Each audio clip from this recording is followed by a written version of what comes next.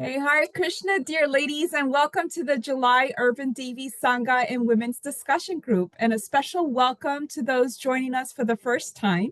If you are joining for the first time, please write it in the chat so that we can all say hello. We're a very friendly group, I promise. My name is Damodar Priya Devi Dasi, and I co-host this monthly gathering with our dear Rukmini Walker and Surabhi Govinda Devi Dasi. So let me introduce our guest speaker for today. Nartaki Radha Devidasi is a spiritual essence seeker. Feeling out of place from a young age, she found herself searching for the deeper meaning of life. Finding Krishna consciousness in 2016 felt like coming home. Krishna was that divine, loving presence she had internally felt for so many years. Her eternal best friend, closest companion, and greatest well-wisher was closer than her very breath, and he desires nothing more than a loving relationship with each one of us. Embracing this journey of lovingly serving Krishna and the greater good continues to enrich her life with deepening wisdom, inner transformation, and unending gratitude. As a teenager, Nartaki Radha knew her greatest service was in supporting others on their healing journey. She is a physical therapist and a certified wellness coach with additional training in lifestyle medicine and plant-based nutrition. When Western medicine couldn't adequately address her own chronic health challenges, she embarked on a journey of holistic healing, taking proactive steps to educate herself and implement various lifestyle changes to improve her health and well-being. She learned the critical importance of integrating mind, body, and spirit on the journey towards greater healing and thriving in life. Blending her professional training, experience from her personal journey, and her compassionate nature, she strives to come alongside and empower others as they embark on their own journeys towards holistic healing. So she will be speaking today from the topic healing from the inside out, and just a little bit about that. So healing from the physical or mental health challenges is possible when given the right conditions to safely explore what might be holding us back. So with Nartaki Radha, we'll explore how increasing awareness, broadening perspectives, and aligning our actions with our core values can enhance our sense of well-being no matter what we are going through. Blending the latest science on behavior and lifestyle change with the universal truths found in the Bhagavad Gita, as Krishna guided Arjuna through his existential crisis, we will find practical wisdom that can support our journey from the inside out. So thank you, Nartaki Radha, for joining us. The floor is yours. Thank you very much. So good to see everyone here.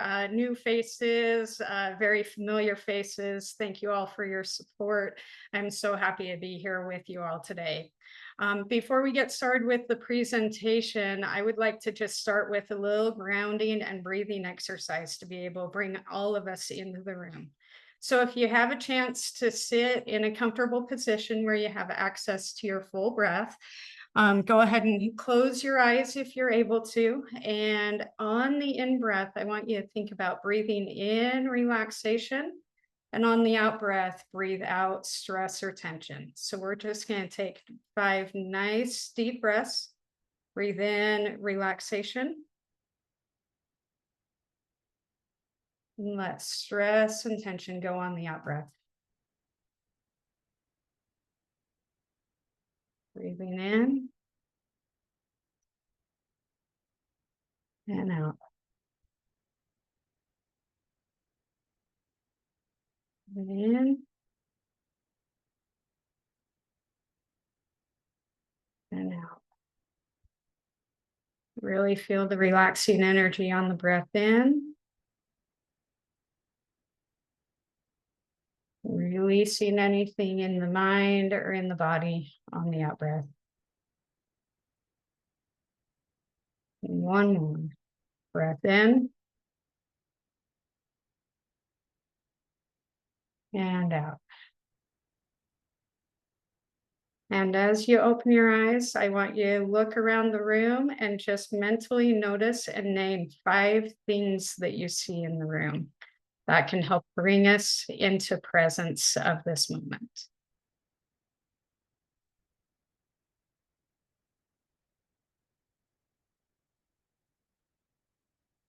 Okay. Here we are to talk a little bit about healing from the inside out and what that looks like. And so today, what I'd like to do is explore the healing journey through entering into the journey of self-discovery, greater wellness, and choosing growth to help support our forward movement. I will be blending personal experience with the latest research and as well as wisdom coming from Krishna's lessons to Arjuna in his own existential crisis. Together, we'll tap into greater understanding of how we get stuck in our healing journey and introduce tools and techniques that can help us get unstuck. We will leverage curiosity and experimentation to cultivate a mood of adventure in all of life's mysterious twists and turns. And as we get started, I want to bring in one thing that I hold near and dear to my heart, and that is that we are all unique with varying temperaments, sensitivities, values, desires, weaknesses, strengths, and talents. And with that being said, healing what ails us in mind, body, or spirit requires an individualized approach rooted in understanding, compassion, and empathy. And so what does healing look like?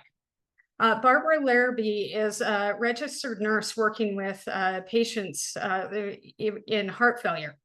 And she defined curing as a return to baseline, achieving a state of what is considered normal or the conquest of disease. It is a pretending that nothing ever happened or an attempt to maintain the status quo. So curing is really trying to dismiss what we're dealing with and striving to reach for the fruits that keep us comfortable, safe, and protected. Healing, on the other hand, is a state of acceptance in which we are agreeable to being changed by the events in our lives. We learn from our distress, find our strengths, and move into a new way the world presents itself. This is a journey of consistent change, acceptance, acknowledgement, and choosing to move forward on our journey.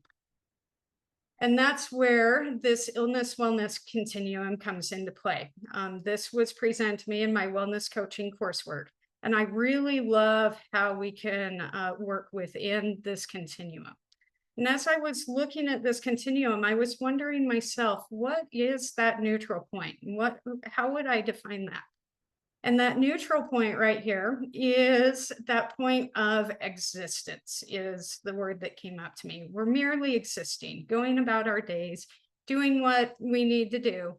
We haven't fallen into survival mode, which would be over on this left-hand side where we're starting to get some disease going in. But we also aren't tipping forward into the thrive mode. And in my own journey, I have been so much in this survive mode with trying Western medicine treatments, trying everything possible, feeling that nothing was working because I do have a genetic malformation that is just now more and more research is coming out with helping me to understand what I've been going through with chronic pain, chronic fatigue, headaches, anxiety, you name it. I kind of have been through it in my life. But the researcher in me knew that there was something more out there. So I started researching what could I do on a holistic level and how could I start working towards educating myself, upgrading my habits, and choosing a growth mindset. And really, it doesn't matter where we are in terms of where we sit on this paradigm. What matters is the direction we're facing. And I would like to bring in my father for just a moment in speaking about the fact that he was diagnosed with leukemia 17 years ago. And at the age of 60, he decided at that time to give up his business, close his business, and choose family and new adventures. What he did is he went up to nature, up into the mountains. He found a love for fishing, and this love still is present today. Little did we know at that time that his choosing nature and us also going along with him in choosing to immerse ourselves in nature research would actually find out that nature bathing boosts immune cells that kill leukemia cells. So he had a combo of both, choosing a new passion to focus on growing and learning and thriving, as well as following through very strictly with his treatment program, which is allowing him to still thrive from an original prognosis of 5 to 10 years. He is still thriving 17 years later, and we are still going out nature bathing as often as we can. So this brings me to a key analogy that is present within the Bhakti Yoga tradition.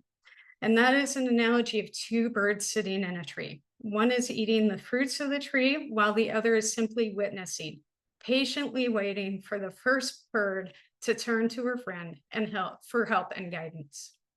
And that first bird, that friend, that guide, is our divine guide who resides in everyone's heart, acting as the well-wishing friend. And it is up to us to turn towards him, to face a new direction, to seek a new perspective, and to find the wisdom residing deep within our hearts.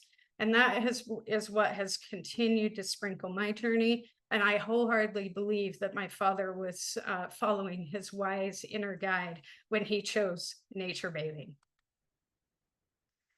And so I would like to bring in the story of Arjuna's crisis. So Arjuna and his best friend Krishna were in the middle of a battlefield, and Arjuna asked Krishna, his chariot driver, to drive him into the middle of the battlefield where he could see both sides of the army. And as Krishna did this, Arjuna fell into the depths of grief and despair as he was seeing his friends, teachers, and his own family fighting for the opposing army. He found himself deeply confused as to his next course of action. He dropped his weapon in despair and turned to his friend Krishna for advice. In that moment, Arjuna chose curiosity and learning in the depths of his greatest challenge. And what's interesting is Krishna did not remove Arjuna's external circumstances, but instead he sought to elevate Arjuna's consciousness, broaden his perspective, and shift his mindset. So let's never underestimate the power of choosing a wise guide who can offer a safe space for inner exploration. That wise guide can be in the form of a counselor, of a trusted friend, of a spiritual guide, of a coach, anyone who feels safe to be vulnerable with and can help witness what you need to have witnessed. And I want to bring us to awareness, because that's kind of that first point of moving in the direction of growth. And the first part of awareness is understanding what is going on when we fall into habits that we know aren't good for us. And we are wired for protection. Our natural reaction to various circumstances in life is turning towards safety and protection, reaching for external fruits that will help us avoid pain, fear, and uncertainty. And all of that is happening in this little tiny spot of the brain called the amygdala.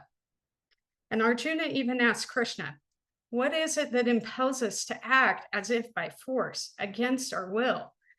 And Krishna responds with, it is lust. False ego, self-centeredness, sense gratification, or defensiveness can fall into triggering this amygdala to take over the rest of our brain's capacity to function. And we now understand that anything which threatens our safety or sense of protection can throw us into this automatic reaction, which seems beyond our control. But as we become aware of how we impulsively act or react under stress, we can start to recognize and become aware that we have a choice to move forward. So it is my wholehearted belief, especially as I have dealt with my own circumstances that have threatened to destroy me, that circumstances come into our lives not as destructive forces meant to sink us into despair, but as opportunities to wake up to what may need to be accepted, upgraded, or transformed within. And as I was preparing for this presentation, I thought about what are two of the key questions that have gotten me through the 20 years of searching. And two key questions are, what am I meant to learn and how can I grow? These questions have helped me gain greater wisdom and move forward productively, upgrading what needed to be upgraded. And this brings us to the fact that we do have a choice. This is from a woman that goes through inner bonding. And this is the life paths. And this focuses on what do we do in the face of fear, pain, or insecurity? Are we going to choose control? Are we going to try and control everything we possibly can? Or are we going to choose love? And if we choose control, it's often that amygdala coming in to avoid pain and seek satisfaction through the externals of our lives, other people, substances, activities, things, anything that dissociates, numbs, or distracts. But we do have another choice. We have a choice to offer ourselves self-compassion and love, offer love out to others, seek ways to find joy, peace, safety, lovability, and worth deep within us by connecting to Krishna's unconditional loving mercy and trusting that no matter what we do, we are worthy of his love and he never abandons us. The more we come closer to understanding our own self-worth, the greater opportunity we have to take responsibility for our own pain and joy, upgrade what we can, and accept that which cannot be changed. And so this brings me to locus of control and a reminder of what is in our control. I can control my thoughts and actions, how I speak to myself, what language am I using, how I spend my free time, what I give my energy to, the goals I set, how I handle challenges, and my boundaries. Everything beyond that is outside of my control. So I am in control of myself. I cannot control the outcomes of my efforts. I cannot control the actions of others. I have zero control over the future. Krishna knows the future and is planning my present, knowing what that future holds. So the serenity prayer comes into play here. And that's one that I keep going back to, is remembering to accept what I cannot change, having the courage to change what I can, and the wisdom to know the difference. But there are a few other things that are in our control. And this comes down to lifestyle change and upgrading our habits to help move us in a direction that puts our bodies and minds in a position of success. And that is our nutritional choices, how we choose to move our bodies, how we show up in the world, our home environment, the people we choose to be influenced by, living in alignment with our core values, and how we embrace our wholeness. And I just want to take a couple of moments to speak about nutritional choices. Our nutritional choices are critical in either flaming the fire of inflammation or taming that down. One thing that was profound for me when I started looking for food sensitivities within myself was a total shock at how much dairy was putting my body and mind into an inflammatory response and fueling my chronic pain and chronic fatigue. And as I removed dairy and added whole fruits and vegetables, that inflammation process started to tame down, and I started to see improvements. Another key factor I want to focus on is how we choose to move our bodies, because we are all built differently. 19 years as a physical therapist. Physical therapists go to the gym. However, I couldn't figure out for the life of me why after a week at the gym, I would end up sick. It wasn't until I understood that my brain malformation requires me to move differently. I need to slow down. I can't push beyond what my body will allow. So I choose to dance, I choose to walk, and I choose to garden, along with a physically demanding job of helping people move when they're stuck in bed in the hospital. So these are just a couple of examples that I can add in to remind each and every one of you that it's an individual approach. And the more we approach our challenges individually, the greater opportunity we have for success. And we can start anywhere that feels safe. Every upgrade choice offers an opportunity for healing. So I do want to dive into a little bit of what keeps us stuck. Often self-limiting beliefs are kind of the start. Oh, I'm not good enough. Oh, that's for somebody else. The power of belief is really, really strong, and our minds are wired to focus on the negativity. So what we believe in ourselves and others is what we will naturally see in the world. If we are seeing through a lens of that negativity, that's what we will pick up on. This is what's called confirmation bias. However, if we start challenging those self-limiting beliefs by being courageous and starting to question, then we can create space for new, more empowering beliefs to enter that then will fuel that confirmation bias towards the positive, towards the magic, towards the miracles. Another thing that gets in the way, that pesky inner critic. And that inner critic is often the one trying to protect us. It's scared of our power, believing we aren't strong enough or capable enough to hold our own in this world. Often is caught in childhood narratives that made us believe we are never enough. Rejecting this inner critic and stepping into the empowerment of our divine nature can offer us the courage to face life with confidence. And then there's the critical factor, particularly for those of us dealing with chronic pain and chronic fatigue, of buried emotions and trauma. The book, The Body Keeps the Score, discusses how buried traumatic experiences and undealt with emotions stick in our bodies, creating disease, chronic pain, and chronic fatigue symptoms. Autoimmune diseases, heart disease, and diabetes have also been studied and found to be rooted in trauma. Approaching these aspects of our past lives with self-compassion, love, and curiosity can support their ability to heal and release from our bodies. So the question is, how do we get unstuck? And one of the books that I landed on many years ago is a book called Loving What Is. And this book speaks about particularly challenging our inner beliefs with 4 questions. First question is this belief true? What evidence is there that it is true? And if there's no evidence for that truth, what is true instead? And what evidence do I have for this new truth?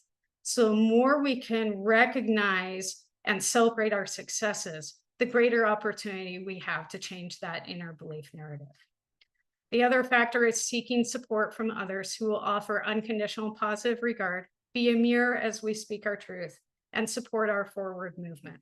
I can't tell you how much it has transformed my life to have a few people, a few of you on this call, that have helped me feel seen, heard, and understood so that I could embrace my own power within and find the confidence within when I had lost it within myself.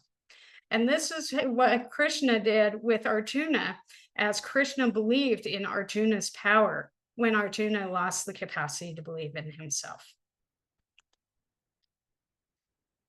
A couple other ways of getting unstuck is seeing our emotions as teachers. Fear is often our intuition guiding us to seek a broad perspective. It's that opportunity to face everything and rise. That's the challenge in fear. Are we going to allow our fear to keep us stuck? Are we going to continue to numb? Or are we going to choose a new approach? Anger is often an opportunity to reassess our circumstances through reconnecting to our deeper value system and acting according to that value system. This is a way of resetting our boundaries, making sure we know what is acceptable and what is unacceptable for us so that we can stay in greater alignment. And sadness is an opportunity to release that which no longer serves our highest purpose, enabling us to chart a new course while appreciating the lessons of the past. And of course, I would be remiss to not mention that gratitude is a critical factor in pulling us into a mentality of abundance. And that is where our greatest joy can lie, is when we recognize we are abundant within ourselves. We may not be grateful for everything, but we can be grateful in everything. And our dear Rukmini Walker gives us this next one of gratitude makes space for Krishna's grace. And that is one that I hold very dear to my heart. Gratitude shines a light on what is positive, which automatically broadens perspective. And that brings me to the next point of the broaden and build theory of positive psychology.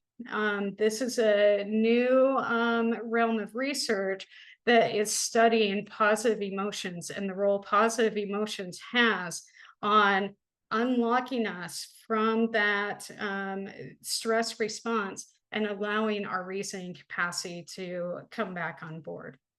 So positive psychology recognizes that positive emotions are capable of tapping into our ability to think and process.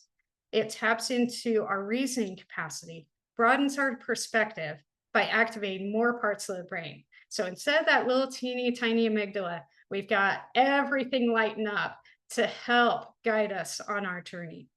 The more we broaden and build, the greater capacity we have to come out of that survival mode and transition into a thrive mode through more readily activating our higher consciousness and tapping into our inner wisdom that often whispers and guides us from within. And in Bhagavad Gita, Krishna tells Arjuna, for one who has conquered the mind is the best of friends. But for one who has failed to do so, her mind will remain the greatest enemy. And so just remembering that in every moment, we have a choice of which thoughts to follow and which ones to let float on by can help us focus more on the positive and get out of that negative feedback loop. And this is great opportunity to just help bring into focus what it means to honor our humanity and remember our divinity. Honoring the fact that we are in these human bodies with these human minds that are imperfect, subject to suffering, conditioned by society, circumstances, natural events, and our own minds guiding the ship more than we'd like. But in our humanity, we also have an opportunity to develop higher consciousness. And this is a great opportunity to help you see what divinity looks like. And Krishna helps us see who we are in light of his loving mercy by telling us we are eternally unique. We are knowledgeable and curious, filled with bliss and joy. Krishna tells Arjuna 3 times, the spirit soul is amazing. Krishna is playful, therefore we are also playful. We are patient, kind, compassionate when we are connected to Krishna's divine loving mercy. And our natural position is dedicated to serving within our own unique nature. And so what are some ways to activate mind, body, and spirit? I have on here just several different options that are a possibility. This is just a small list with everything that's coming out and with all the opportunities to seek knowledge through the different technology we have. The key thing I want to point out on this slide is if we can tap into curiosity as we're exploring these different options, that can help open us up to a broad mindset and allow for that wise inner guide to speak from within. And so as a wellness coach, I am pulling away from this advise and fix role into more of a companion and guide role. I am here to help everybody create forward progress. That's the goal. Keep that mindset going forward. Look towards thriving. Focus on that. So what are some ways we can do that? The first opportunity to create forward progress is developing your vision for what you want to achieve in life or what your life would look like. So I have 4 questions you can ask to start bringing in what that vision might look like for you. What would living your best life look like? What makes you unique? What are your strengths and what do you value?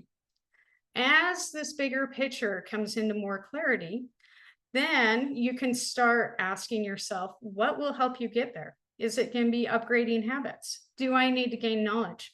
What mindset shift might I need to explore? And what support systems do I need to cultivate to help me be successful? But it doesn't stop there. As research shows, and as we all have experienced, New Year's resolutions usually fall off by February because we are trying to go from point A to point D while forgetting that we need to celebrate points B and C in the process. So, what we do in wellness coaching is break down those bigger goals into small, bite sized action steps that will stretch us but not overwhelm us. And so, if you can focus on 1 to 2 small action steps that will move you forward on your journey, that can lead to big progress over time. It can build confidence. And if you celebrate successes, then you're pulling into that broaden and build theory of positive psychology and offering yourself the rewards of celebrating those successes that keep you focused on that ultimate vision. And Krishna even tells Arjuna that healing is a journey of small steps. In Bhagavad Gita 12, 8 through 12, Krishna starts high and then brings it back to reality. So we can strive as best as possible to fix our mind and intelligence in devotional service and loving union with our divine best friend. If we can't do that, then maybe we should start following regulated principles, upgrading our habits that support cultivating that higher consciousness and loving devotion. But if we're not quite there yet, then maybe we should start working for Krishna, offering our gifts and talents to Krishna and act for the greater good.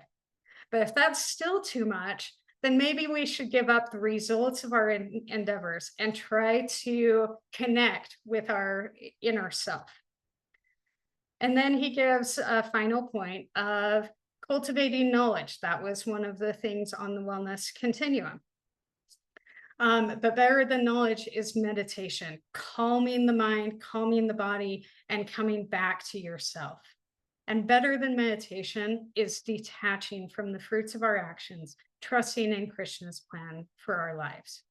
And detaching from the fruits of our actions brings us back to what can I control? And the power, the ultimate power of accepting what is and trusting that Krishna is with us every step of the way and supporting our journey towards healing.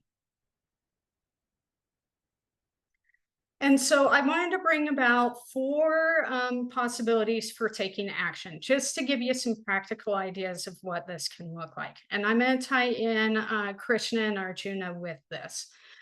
So gaining knowledge. Arjuna sought knowledge through approaching Krishna with curiosity.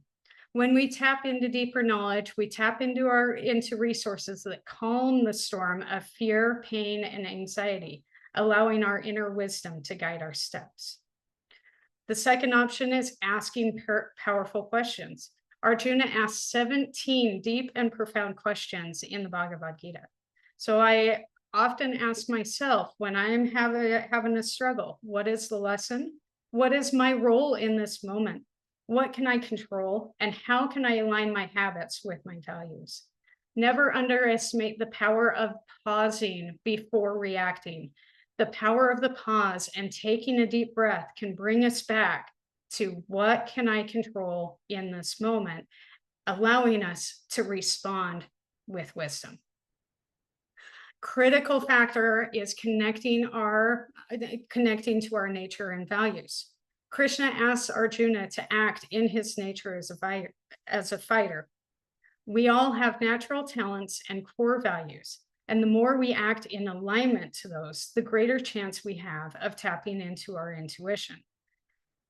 The more we fill our days with what is meaningful and valuable to us, the greater opportunity we have to shine a light within ourselves and to shine a light for others.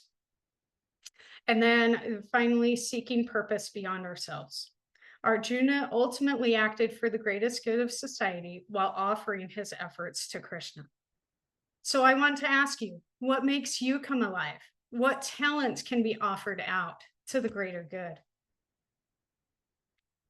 And a critical factor is approaching life as an experiment. Krishna encourages Arjuna to fight while remaining grounded in higher wisdom.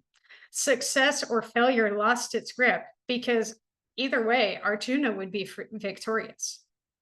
Our wise inner guide cares about our effort. He wants us to experiment. He wants us to try. He wants us to make an effort to learn, to heal, and to upgrade. And that is what matters most, is our effort. And understanding that within this experiment, even if we fail, we're going to learn a lesson that is profound for helping us take that failure and set it as a stepping stone for further progress. And I don't want to underestimate the fact that Krishna is our dearmost friend and is the one that is able to sit with us in our struggle. I can't tell you how many times I've gone to Krishna arguing with him, laying down all my vulnerabilities. And that is the point where he has come with that inner wisdom and inner revelation to help me move forward. Experimentation cultivates a mood of curiosity, sparking a sense of adventure. So as we move on to this adventure, I want to remind you the importance of embracing the journey. We have been taught by society that success is linear, but that can backfire as we will invariably experience obstacles, roadblocks, and wrong way turns on our journey towards thriving.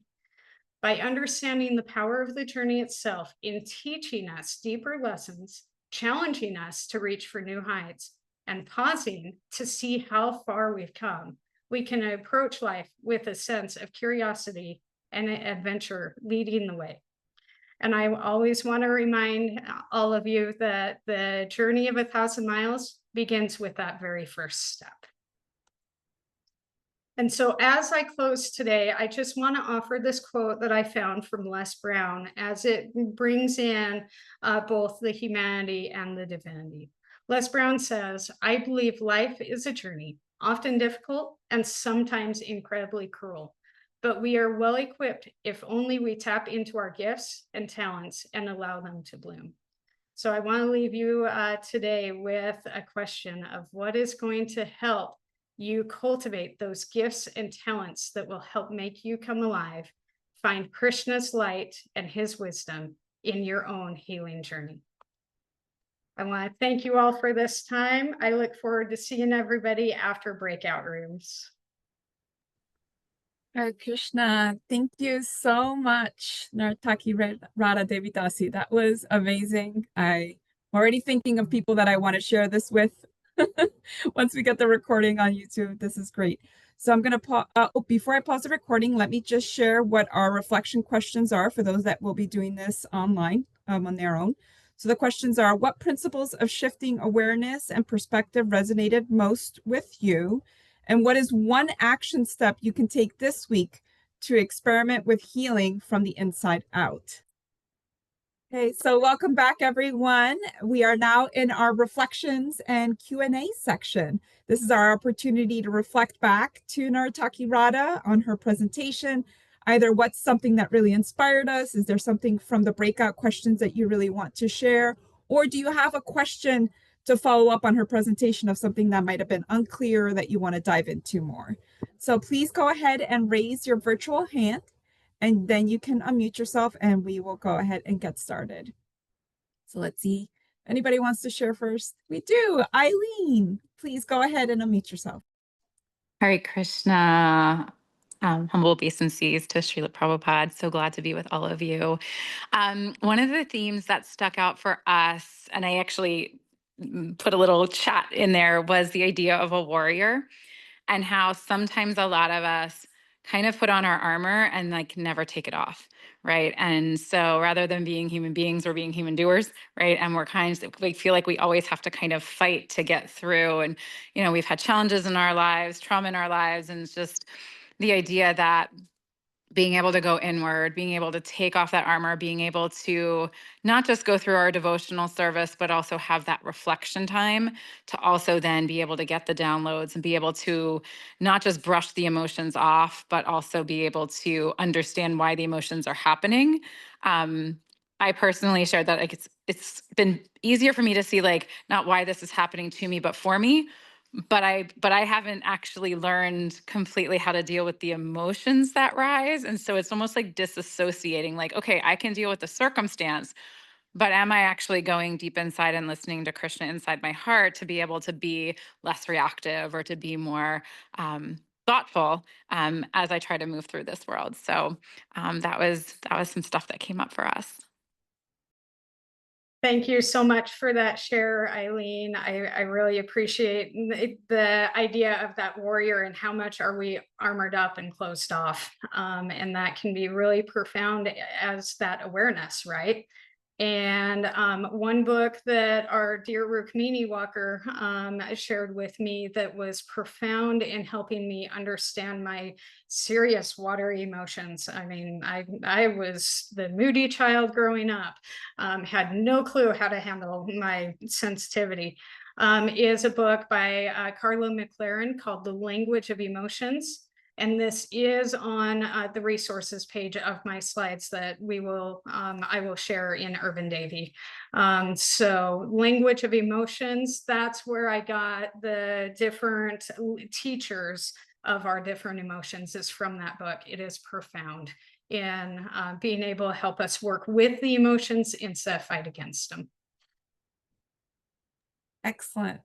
Thank you so much, Eileen, and thank you, Naritaki Radha, for kind of building on that. And I see Poppy. Poppy, will you like to unmute yourself? So nice to see you again. Hare Krishna, so nice to see you too. Thank you so much, Narataki Radha Devi. This was so. I actually freaked out because I thought I missed it last week. So I was happy that I didn't miss it.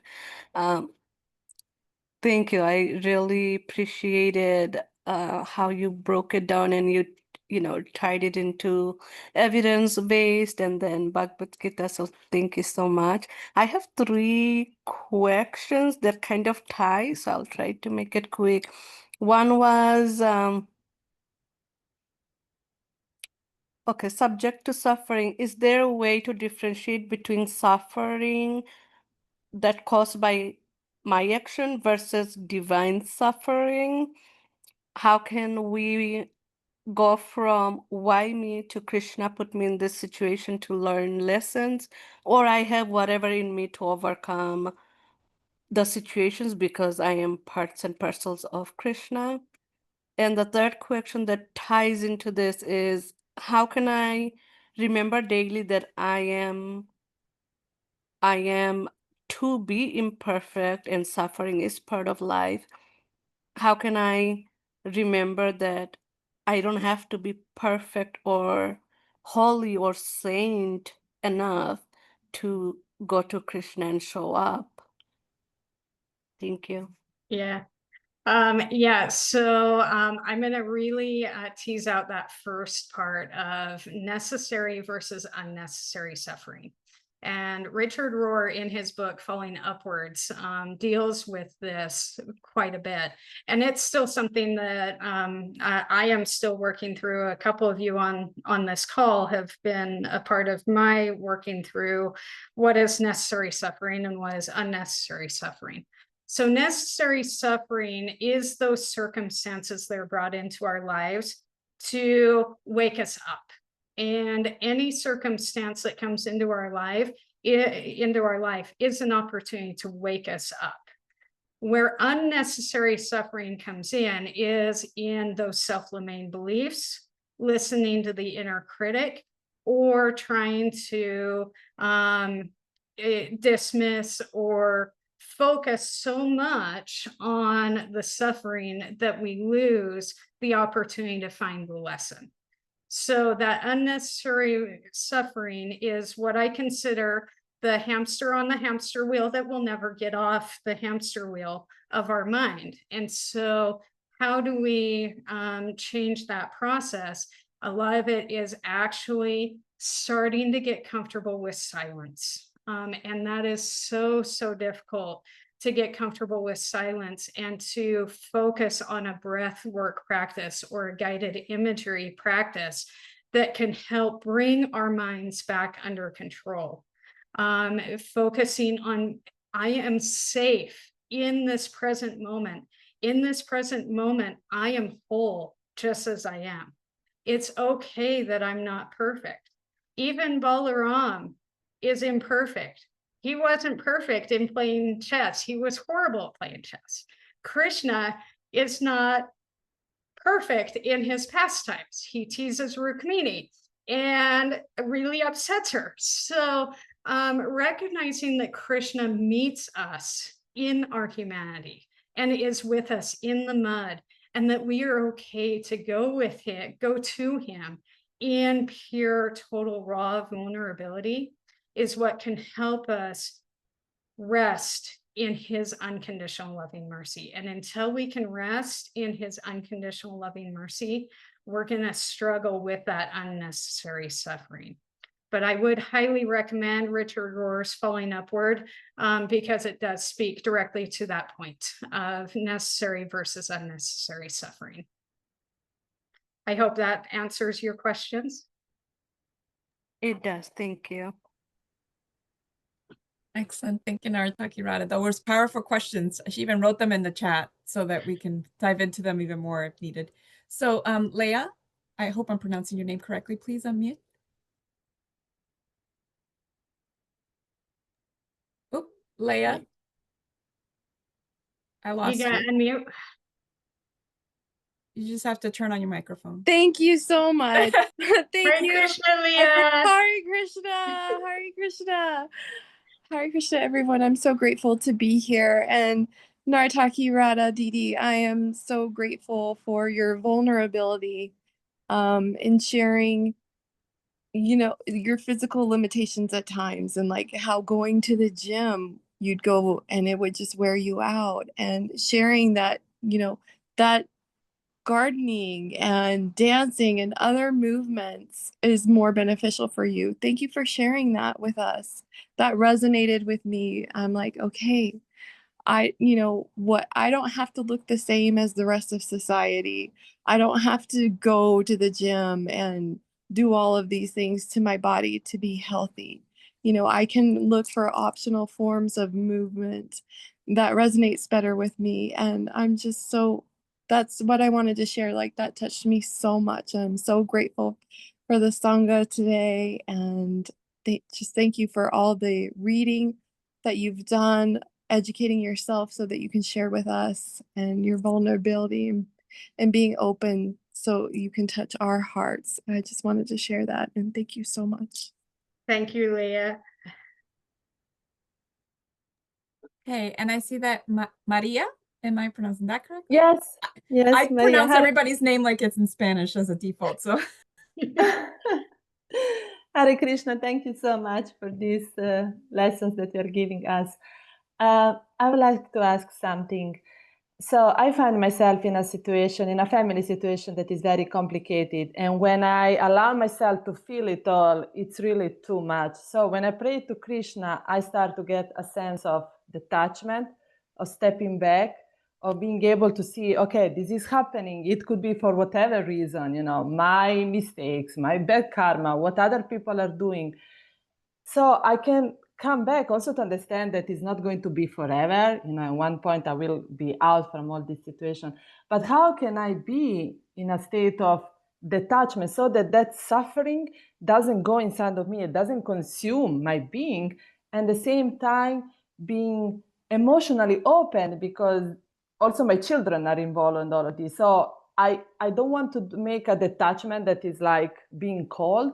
So how can I detach and at the same time being fully engaged and also emotionally open, but without like taking in what is happening, like, because then what activates is guilt, self-blame to me. You know, I start to think that it's all my fault, that I'm bad, I'm not. So all that story activates. So how can I find this balance to be in a difficult situation, give love to others, and at the same time not being consumed inside? Thank you.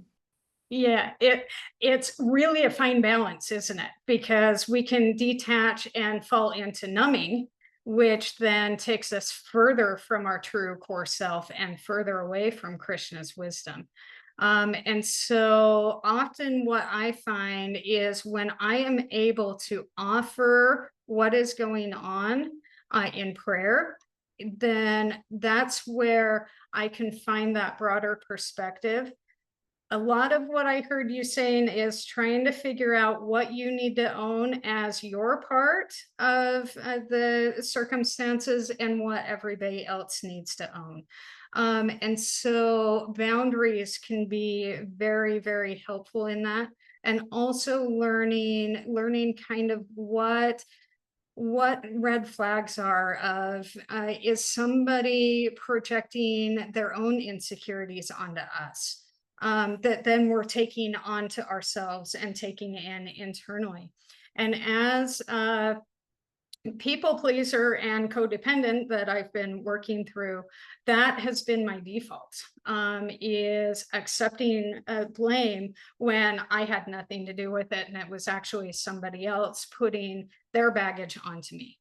And so being able to step back and recognize and be curious in, okay, what am I responsible for? What is it that I need to own? And can I hold myself accountable enough to apologize and change what I need to change, while also setting boundaries to prevent manipulation and to prevent people from dumping their baggage onto us that then ends up sticking? And that is such a fine balance, and it takes having some safe support systems to be able to process through and really be curious about what is going on for you in particular. Thank you, Maria, for those deep questions, and Narataki Radha for following that up. And we actually have some clarification being asked by Deepa. So she had thought that she heard in the presentation that you said that by nature we are negative. So she was wondering if you could unpack that a little bit more, please. Yeah, so what research shows is that amygdala is so wired into our brains that for fight, flight, freeze, or fawn response. So it impacts our stress response. And what research has shown is it's more likely for us to focus on the negative, to blame ourselves, to focus on what's going wrong, than it is to focus on what's going right.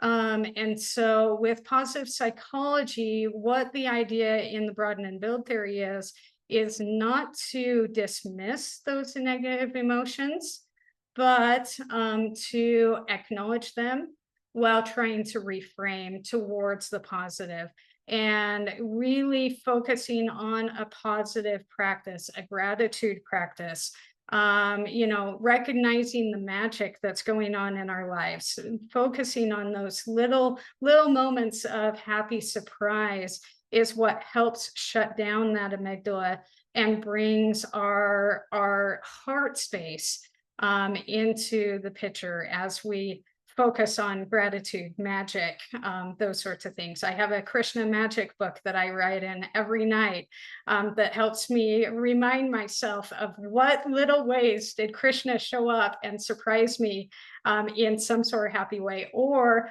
what did I hear from others that was a little bit of magic that they chose to share with me. So yeah, the amygdala is one of those really interesting tiny little things that can keep us super locked into forgetfulness of our core nature of worth, value, curiosity, playfulness, and presence. Thank you. And we actually had a follow-up question for Maria's question. So in terms of the situation similar to Maria's, Eileen was asking, are there any key questions to ask ourselves in those moments that you would suggest, Narataki? Yeah, so a lot of being able to figure out what is mine to own and what is not mine to own is through gaining knowledge, through diving deep into some of these maladaptive behaviors that have come towards me. I am not immune to being immersed in narcissistic abuse. And so it has been really challenging myself to gain knowledge on what does projection look like? What does gaslighting look like? What does blame shifting look like? And if we can gain knowledge on what this looks like, we can first off correct those tendencies in ourselves, right? But then we can be aware of those tendencies in others and start to take that breath in that moment and be curious. Is this something that I can change? Is this something that I can, if somebody's making a demand of me, can I offer a way of changing that? Or is that demand impacting who I am as a person? And if that demand is impacting who I am as a person, then my answer is going to be no, I cannot change in the way that you need me to, and we need to reassess the relationship. But really, education is key, because once you start understanding these patterns that come from a root of insecurity and a root of fear and a root of control, then you can start to understand what is in my control and what is beyond my control. Thank you for that follow-up question, Eileen, and also Nartaki Radha for unpacking that. And we have Lee with her hand up. Lee, can you unmute yourself, please? Nartaki Radha, thank you so much for today and for an amazing talk. As a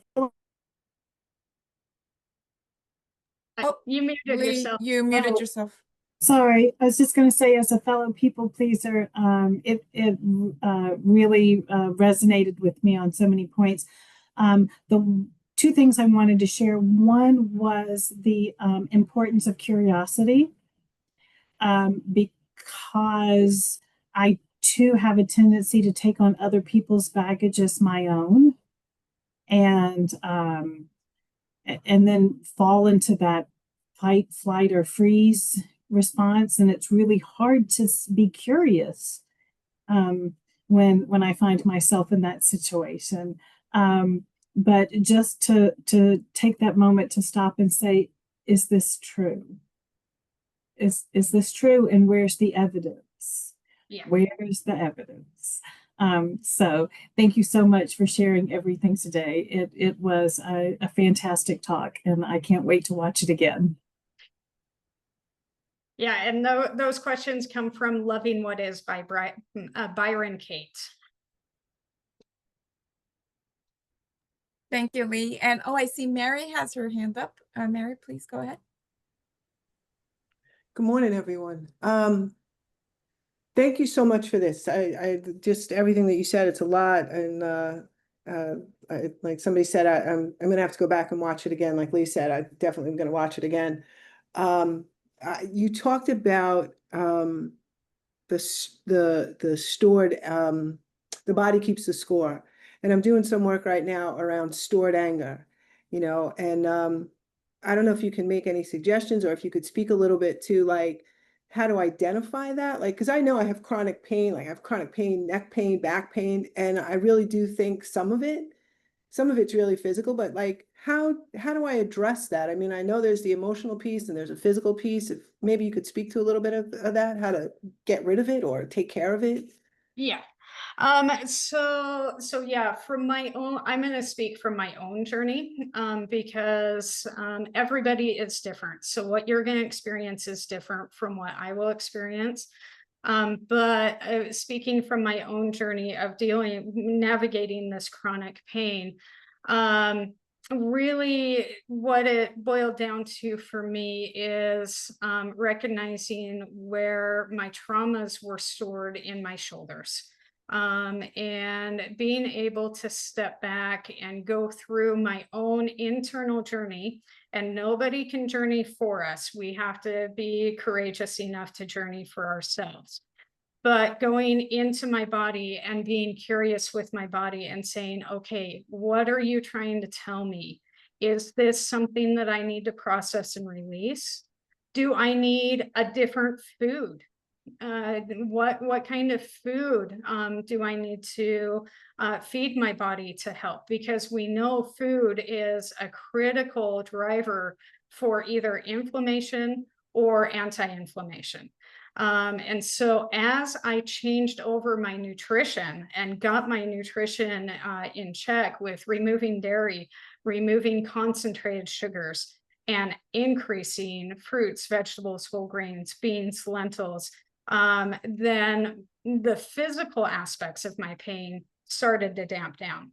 But often what can happen in chronic pain as well is our sensory system, our brain gets a little bit hijacked in chronic pain. And so we become more sensitive to the pain. And that happens to me quite frequently. When I am emotionally stressed out, my pain is going to be significantly higher. I just know that. So finding ways of settling that nervous system can really help. Breath work, vagus nerve stimulation, polyvagal activities can really reset that that nervous system and the pain response system, so that you can start to figure out what is physical, what is emotional, and how can I navigate. So it really is a multifaceted approach that requires your self-exploration, but doing that with somebody that can reflect back and hold space and be a mirror and be curious with you can really help. It kind of dive down into what is what.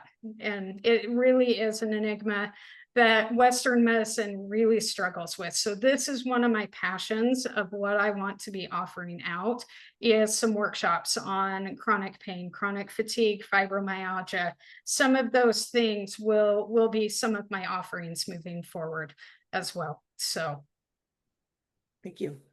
Thank you, Mary, for that really practical question. I think a lot of us can relate to that, and Narataki for kind of unpacking that. And I also put it in the chat, but just as a reminder, you know, if we don't have enough time for all the questions, you can always follow up with Narataki Rada. She has her website, naratakirada.org, that you can follow up. But we do have another question in the chat before we go to Rukmini. So it's, how can you define your core values? So how's that something that we can unpack for ourselves? Yeah, so there is a list of values that you can find on the internet. Brené Brown goes through this quite a bit in several of her books.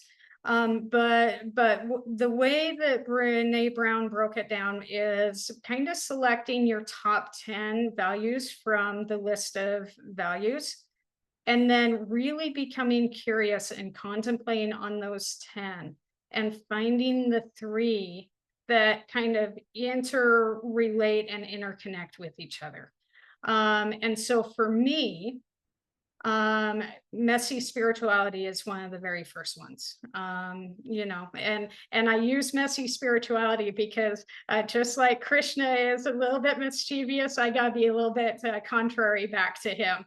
But you know, and it offers that softness, and it offers the heart-centered approach instead of the real strict, regulated approach to spirituality. So messy spirituality is kind of my top one. Compassion and connecting with others. So those are kind of my 3 big core values that help guide my forward movement in life and setting those boundaries for how I interact with others and for how I interact with myself. But it really takes being curious on what are those 2 or 3 foundational principles that you choose to run your life by and through. So yeah, and I can post a list of values in the Urban Devi group as well. Thank you so much. And Rukmini, sorry, we just have one question that came in anonymous through the chat that I just want to ask real quick for this young lady. She said, in the presentation, you said that we can see emotions as teachers. So can you give an example of maybe an anecdote or a personal example of how we can see fear as a teacher? Because she's feeling like that's a very prominent feeling right now in the United States where she is, and she's just really struggling with it. Oh, for sure. And right now, fear is on the table for a lot of us. And that's just kind of the reality. So there are two aspects to fear. The first aspect is, am I in imminent danger? And that's not the fear that we're talking about here. If we aren't in imminent danger, then fear is often coming in as a protective mechanism, or often as our intuition trying to wake us up to what do we need to face.